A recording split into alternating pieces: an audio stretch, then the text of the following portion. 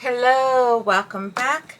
I am getting my 3 signatures ready for this, and I cut them down to the size I want. I was actually really lucky because the size of the wallpaper was the size that I needed for the length.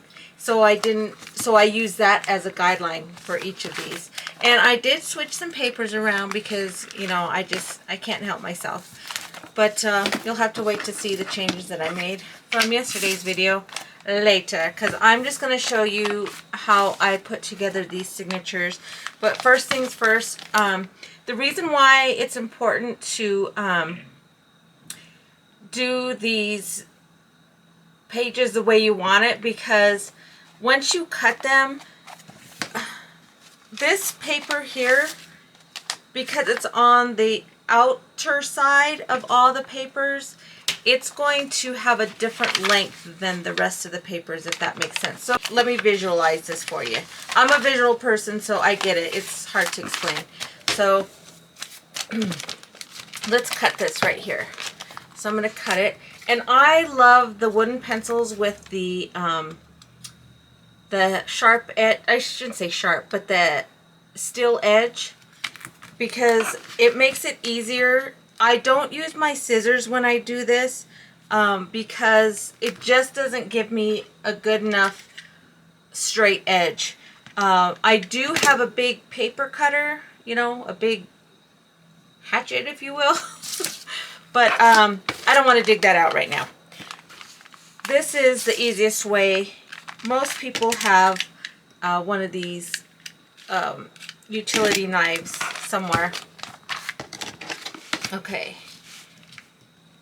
So I'm just cutting it along the edge of, actually, you know what? I'm going to cut it this way first so I don't have all this bulk at the top.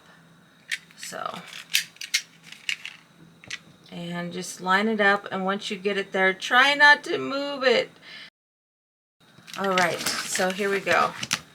So see how much cleaner that cut is? And make sure you have a good blade when you do this. I use my blade a lot, so I'm changing it out. Well, not me. I have my husband do it. I'm lucky. Yes, I know. Oh, I am finding out that this magazine paper is hard to cut for some reason with this. Alright, so this is what I do. I go through this and see which ones I want to keep, and then the rest I will get rid of. That one's not really worth saving.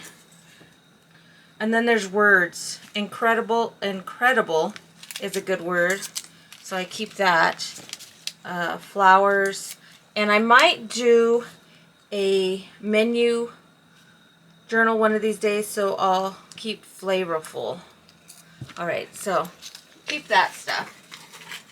Alright, and then I'll keep these for my scraps. Alright, so let me show you. So we have that piece of paper in here, right?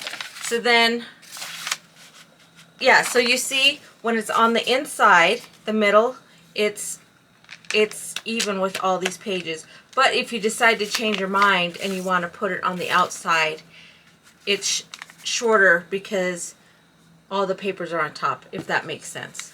Alright, so that's why it's important to have your be set and don't change it once you get it set. So that's why I'm changing my mind until I'm like, okay, I'm ready to cut. This is the way I want it.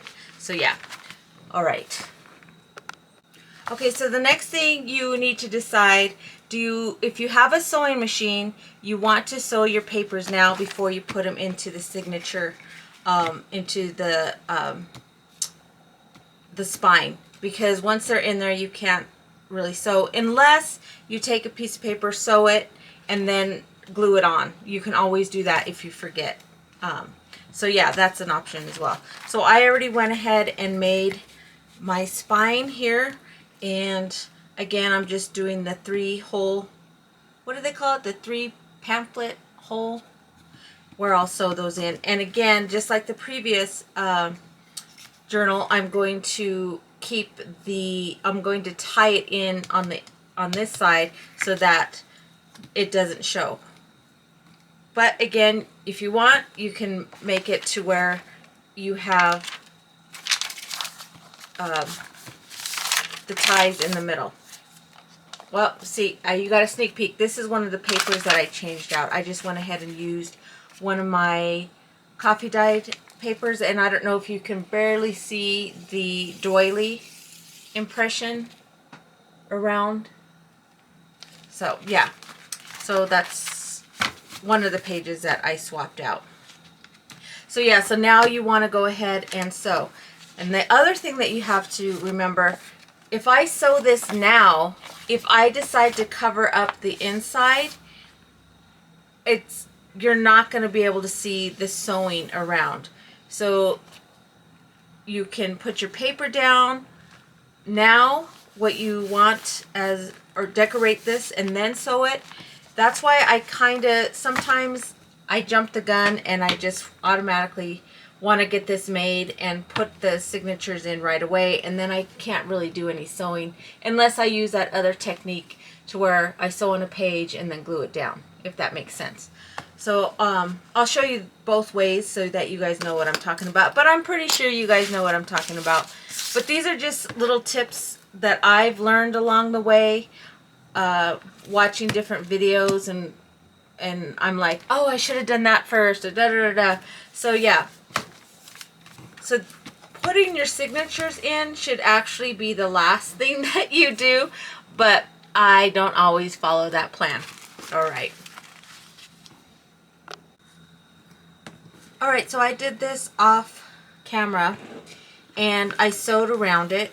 And again, my sewing machine doesn't do zigzag on both sides. I've tried several different ways to do it. I don't know what I'm doing wrong. I may just have to go online and see how I can get zigzag on both sides. So I fed it in this way to the sewing machine, so that on this side I got a clean zigzag. I don't know if you can see that. There you go. All right. And so this color is in my bobbin, and this color is, and then the it's kind of like a copper color is in my feed, if that makes sense. All right, so that you can see the difference. Now I had this old dictionary that's fallen apart. Here it is. It was very old. Found it at the secondhand store. The papers are very, well, here, like they just literally fall apart. Okay.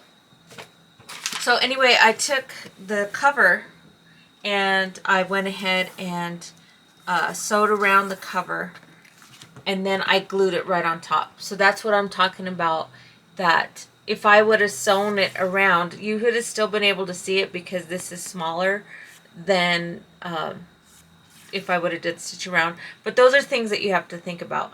So if I would have done the stitch around, then I would have had to make sure that, and which I might still do because I still can fit it, and then have a double. Oh, I think I might do that.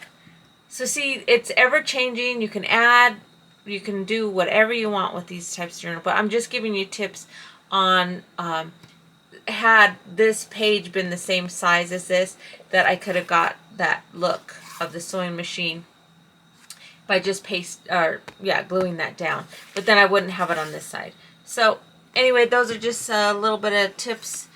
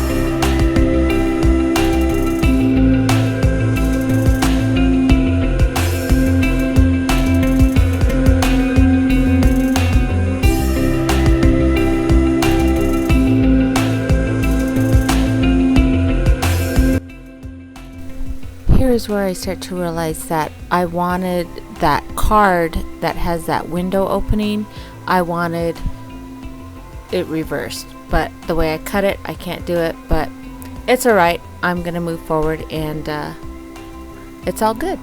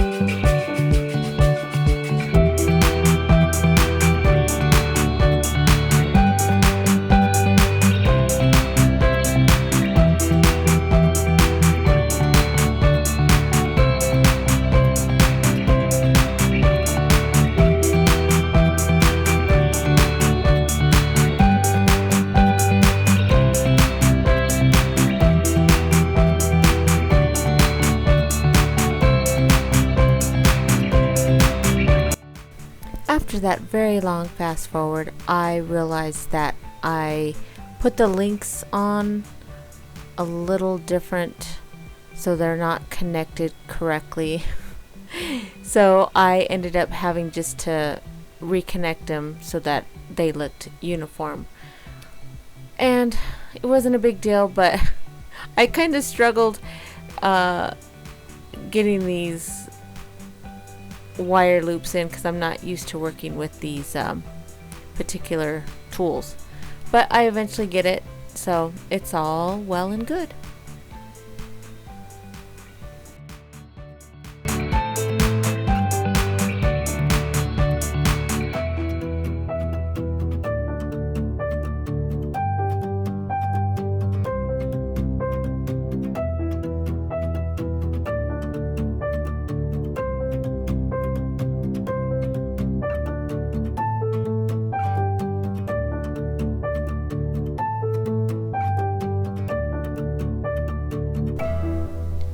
Well, I think I'm finally getting it.